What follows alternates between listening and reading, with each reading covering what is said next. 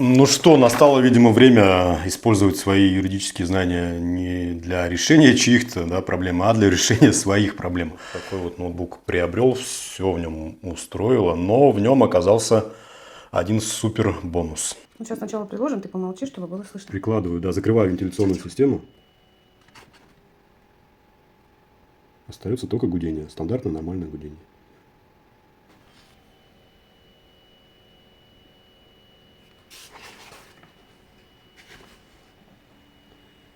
Вот такой вот низкочастотный свист ноутбук издает постоянно. Он не прекращается, он действует на нервы, он давит на голову. Естественно, в тот же день я понес ноутбук обратно в DNS с письменной претензией, с требованием провести проверку качества. И вот что из этого получилось. Я просто в восторге, в восторге.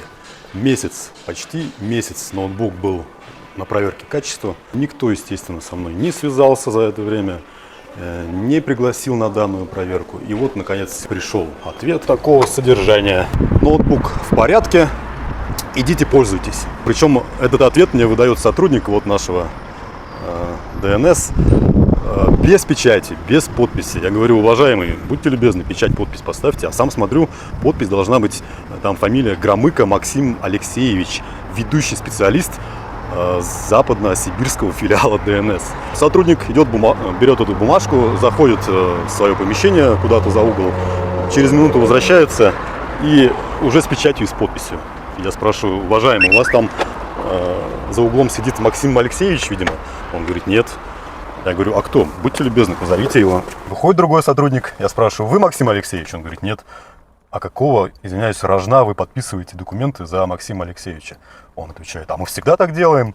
Далее я говорю: сотрудники, я вот не согласен с проведенной проверкой. Дайте мне, пожалуйста, переговорить с кем-то из лиц, принимающих решения. Они отвечают: у нас начальство все в Новосибирске.